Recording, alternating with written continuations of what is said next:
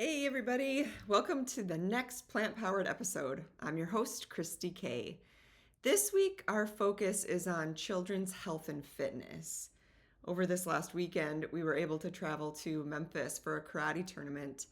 Cece, my daughter, has been in karate for the last 4 years, since she was 5 years old. She's also in gymnastics, but the majority of our focus is definitely on karate, just because there's a lot of powerful lessons that kids learn from competing, um, resilience, strength, and just determination that comes from it. She doesn't love it, um, but we've had a lot of good conversations about not giving up and working hard. And so, yeah, really grateful that we are in that community and that we found a really great dojo that supports um, that type of focus and education in children. So I highly recommend karate as a sport to get your kids into. She goes to workouts at the dojo 3, 4, 5 times a week sometimes. So definitely something that keeps her busy. And yeah, definitely recommend it. But I will say, even with these activities that Cece's in, I do still find myself thinking about other ways to get her outside, to get her moving. Like any other kid her age, she really likes, things like YouTube, and she can sit there and zone out for hours, really, if we let her. And I don't think she's that different than other kids in that respect. Um, so today I want to talk about the importance of getting our kids out, getting them active, um, share some statistics with you about the current activity levels and screen time that our kids are experiencing these days, and then talk about some of the impacts that that's having on their development, their brains and their bodies as they go through this really interesting transition of adolescence and figuring out life. Um, it's just an interesting topic to get into. So I'm just gonna really scratch the surface here. This will be a short video like they always are, but really encourage you to do some of your own research and find some motivation within yourself if you're a parent, to take a deep look into your kids' activities, what they're actually doing, and then, be that parent stepping up and making change for the better if it's something that you find meaningful. So, okay, so let's get into it. First, just some statistics here. So I looked this up on the CDC website. And also through my personal training certification and all of the things. There's plenty of research out there that you can Google this and look it up yourself. But children should be getting at least 60 minutes of exercise every day. 60 minutes. Now, when you factor in, school and the screen time especially, but school, they spend a lot of time in school, right? Just like we spend a lot of time at work. And so when we think about 60 minutes in a day of exercise, that's kind of seems like a lot.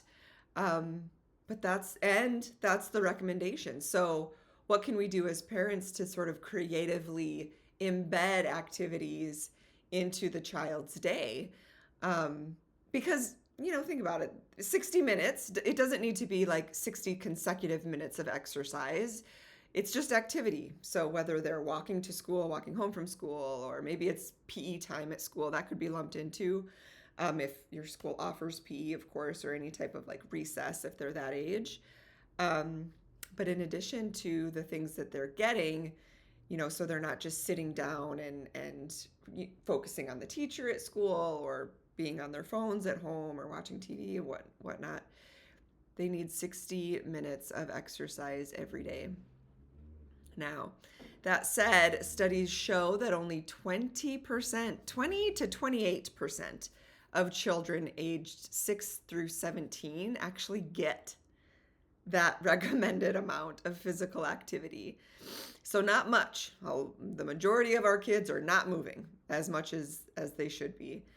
Um, Now, why are they not moving as much as they should be? Well, I think that it's obvious, right?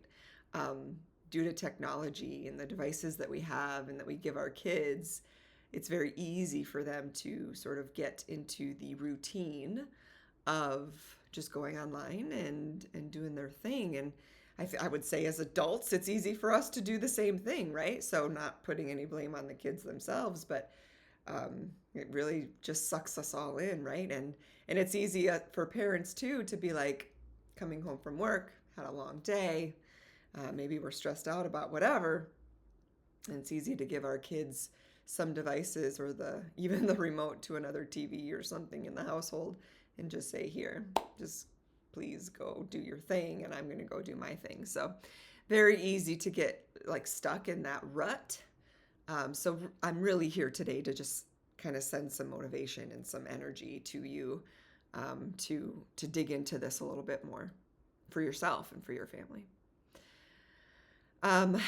So if you reflect back, if you're, my age, which I'm guessing everybody who's watching this is probably an adult, probably a parent. So I would imagine that you, as I, did not grow up with a phone in my hand. I remember very well in junior high, high school or something, that's when like the internet came around. I remember sitting in my kitchen, not my kitchen, my parents' kitchen, and we had this beast of a dinosaur computer. It was the coolest thing. A floppy disk, all the things, and like black screen, green letters. I don't know what the heck was going on there, but it was very, very interesting. Anyway, that was like my first exposure. So that just kind of ages me a little bit, right? But we did not grow up with this technology. We were forced to go outside, to go find something to do, to get in trouble, to climb trees, scrape our knees, go exploring in the woods or wherever. If I grew up on a farm. I mentioned that before. I grew up on a pig farm. And so I was always outside, just, getting dirty, playing with my brothers, playing with my older sister. I was the youngest of five. I'm the youngest of five. And so I was lucky in that sense. We were lucky in that sense, to be able to grow up in that way and experience childhood as one should experience childhood, I think, in my opinion. But I digress. Let's get into screen time. So we already talked about like activity time. Obviously, our kids are not getting the amount of activities that they need. Again, the recommended amount from the CDC is 60 minutes. It's just not happening, right? I remember, again, I'm going to digress down this avenue, getting off the school bus and running inside, dropping off my backpack. And I did have a neighbor that was, I don't know, maybe a mile away, hop on my bike and I'd ride my bike to the neighbor's house. Or, I remember running away from home and like packing a banana in a backpack and then like going for a walk down the gravel road.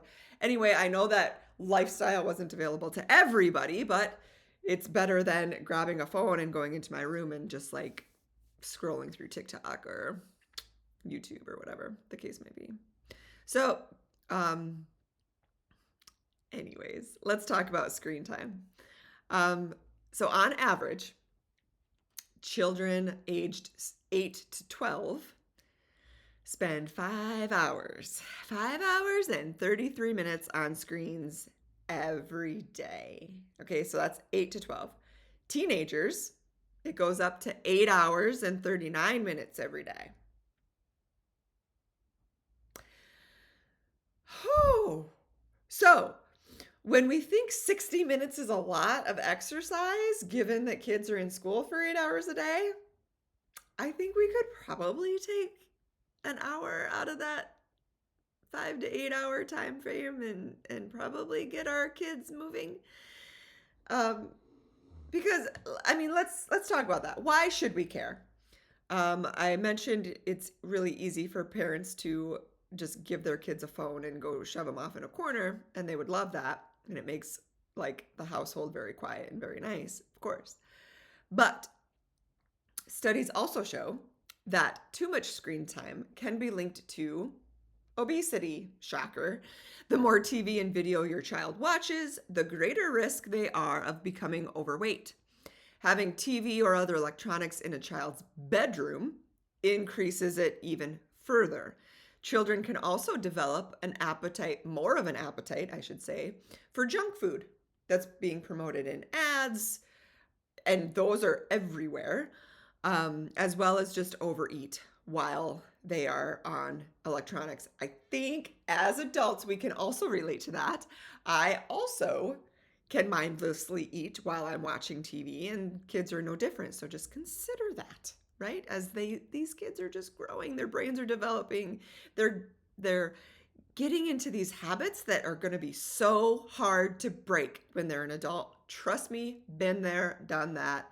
Breaking habits still now. I'm still dealing with a lot of that stuff. So let's just get it done now so your kids don't need to have to worry about it when they're adults and they're faced with all the other stresses that we know about already, okay? All right, another thing, irregular sleep. The more time spent watching on the screen, the more likely children are to have trouble falling asleep or have an irregular sleeping schedule. Sleep loss can lead to fatigue and increased snacking. Again, this is actually no different than adults. We know it's bad for us. Why are we doing this to our kids? Something to consider, right? Behavior problems. Okay. Elementary students who spend more than 2 hours a day watching TV, just 2 hours a day, playing video games or using a computer or a phone, they are more likely to have emotional, social, and attention problems. Also, exposure to video games is linked to an increased possibility of attention problems in children. So I recognize that if you are listening to this, like if you're still on like the audio or YouTube, whatever platform you're on listening to this, if you're still listening to me, I'm probably preaching to the choir right now. But I just want that to sit with you. Like, we know there's an increased ADHD issue happening in this country. So many kids are on medication for these types of concerns, which is real. What's causing it? What is causing it? If you're in business, any type of business, and heard of like root cause analysis, right? Asking the 5 whys to get to the root of the problem and problem solve, think about it, right? Why are we not using this structure as we raise our kids? Like literally the most important job that we have. All right, moving on. Impaired academic performance. Elementary students who have TVs or screens in their bedrooms tend to perform worse on tests than those that do not. Violence. Too much exposure to violence through media can desensitize children to violence. As a result, children might learn to accept violent behavior as normal way to solve problems.